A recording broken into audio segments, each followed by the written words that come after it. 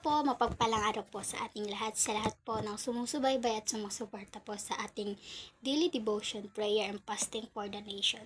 Ngayon po ay nasa ika-47 na yugto na po tayo ng ating CLF prayer and fasting for the nation. At bago po tayo magsimula ay nais ko lang po magpasalamat sa Lord. Nagpapasalamat po ako sa Lord dahil binigyan niya po ulit ako ng opportunity para makapag-share po sa inyo ng kanyang salita. At nagpapasalamat din po ako sa Lord at hindi niya po kami pinapabayaan na siya po ang nagpo-provide ng aming pong pangangailangan. And yun lang po. At ang tema po natin ngayon ay the step that I will be willing to undertake and undergo in order to live and live life changing in print of who Jesus is on someone else's life. At bago po tayo tumungo sa ating tema ay gusto ko lang po na manalangin po tayo.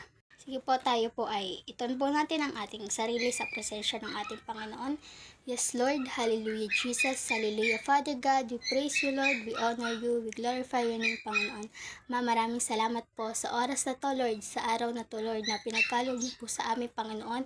Maraming salamat po, Lord, sa panibagong authority, Lord, na binigay niyo po sa akin, Lord God. Maraming salamat po, O Diyos, at patuloy na ginagamit niyo po ako sa gawain ito, Panginoon. Thank you, Jesus, Lord. Patuloy na samahan niyo po ako at gabayan, Lord God, sa oras na to, Panginoon. At ikaw lang po ang mapurihan, maitaas at makitang mabuti, Panginoon. Patuloy na bigyan niyo po ako ng wisdom, knowledge, and understanding, Panginoon. Thank you, Jesus. Lord, sa iyo ko po pinagkakatiwala ang araw, Panginoon. Patuloy na pangunahan niyo po ako, Lord God, in Jesus' name. Ito po ang aking samot dalangin sa pangalan mo, Panginoong Jesus. In Jesus' name we pray. Amen and amen.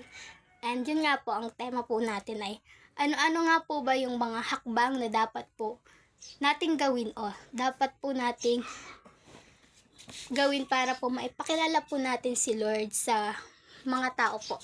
At meron po ako dito na 4 step para po maipakilala ko po si Lord sa ibang tao. At kung sino nga ba po si Lord. At ang number 1 ko po ay magpakita ng katangian ng Lord. Yun po. Maging halimbawa po tayo sa iba. Pakita po natin kung gaano kabuti ng Lord, kung ano yung pag-ibig ng Lord na pinaranas niya po sa atin. Ipakita po natin sa mga tao. Maging halimbawa po tayo sa mga tao. Upang at yun, upang sila makilala din po tayo nila na servant po tayo ng Lord, na lingkod po tayo ng Lord. Ipakita po natin na ang Lord po yung namumuhay sa ating pong buhay. At ang Lord din po yung kumikilos sa ating buhay. Ipakita po natin yun sa mga tao, sa mga nakapaligid po sa atin at yung mga nakakasama po natin, lalo na po sa family, sa mga classmate, yun po. At ang number 2 naman po ay bumuo ng isang relasyon o ugnayan. Katulad po sa ating pong mga parents, sa mga kaklase po. Example po sa mga kaklase po natin na yung mga best friend po natin. Magkaroon po tayo ng ugnayan sa kanila, yung magkamustahan po, ganun po. Parang i-disciple po natin sila. Kasi po, yun nga po, dun po sa number 1, maipapakita po natin yung katangian ng Lord sa kanila na isa nga po tayong servant ni Lord. At yun po, makakabuo po tayo ng isang relasyon po sa ating po mga kaibigan at magkakaroon po tayo ng ugnayan sa kanila na kung paano po natin maipapakilala ang Lord, na sisimulan po namin sa isang kamustahan po muna tapos kapag meron na po kaming malalim na ugnayan o relasyon sa isa't isa ay ayun po. At ang pangatlo naman po ay ibabahagi ko po yung aking personal na testimony. Kapag nakapagbuo na po kami ng isang ugnayan o relasyon malalim na ugnayan po sa isa't isa. Ang number 3 naman po ay ibabahagi ko po ang aking personal na testimony. Katulad po nung na-encounter ko po ang Lord. Unang na-encounter ko po ang Lord at kung paano po kumilos ang Lord sa aking buhay. Sasabihin ko po yun sa Kanya upang makakilala din po siya sa Lord. At ano po, kung paano po ako binago ng Lord. At para po makilala niya din po ang Lord, isasalaysay ko yung mga ginawa sa akin ng Lord, mga kahangahangang ginawa sa akin ng Lord, na tulad na lang po yun, binago niya po ako, gawa po dati yun po, nasa makamundong bagay ako dati na yun po, mga nagsusugal, ganon. Tapos nung na-encounter ko po ang Lord ay yun, binago po ako ng Lord. At salamat po sa Lord. Yan po. Ibabahagi ko po ang aking personal na testimony sa kanila upang makilala nila po si Jesus. Kung gaano kabuti ng Lord at kung gaano kailangan natin ang Lord sa ating buhay. At ang last naman po ay ipapasok ko po doon yung share the word of God. I-share ko na po sa kanya ang word of God ng Lord. Yung magandang balita ng Lord na yung salvation, yung pag-repent ng sin, yun po. I-share ko po sa kanya na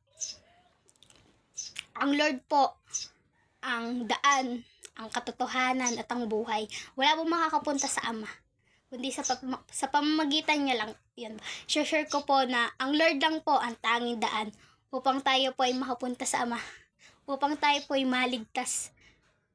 Anuhin lang po natin siya, tanggapin ng buong puso at magsisi po sa ating mga kasalanan. Yun po, i-share ko po yun sa kanila.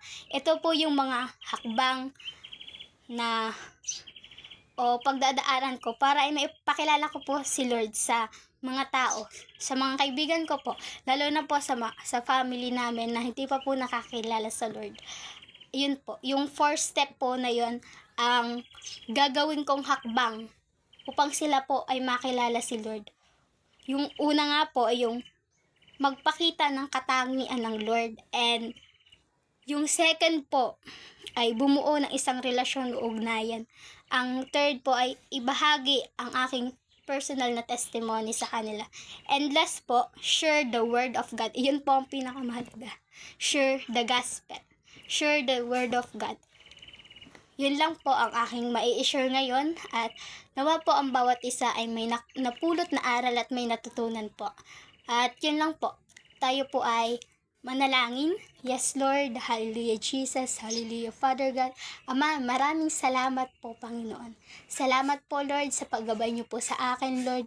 Maraming salamat po sa iyong mensahe, Lord, na binigay niyo po sa amin, Panginoon. Maraming salamat, Lord God. Pinupuri ka po namin, sinasamba, Lord God. And I pray, Lord, ito pong 4 na step na to, Lord, ay amin pong magawa, Panginoon. At Lord, at patuloy na ikaw, Lord, ang maitaas at mapupurihan, Panginoon. Lord, sa'yo namin pinagkakatiwala ang lahat, O God. Sinosurrender namin sa iyo ang lahat, O God. At patuloy na ikaw po ang manguna at patuloy na gamitin niyo po kami, O God, sa gawaing ito, Panginoon. In Jesus' name. Thank you, Jesus, Lord. Maraming salamat po, at nawa po ang bawat isa ay may natutunan, Lord God. In Jesus' name. Maraming salamat po sa iyong mga salita, Panginoon. Ito po ang aming dalangin sa pangalan mo, Panginoong Jesus. In Jesus' name we pray. Amen and amen.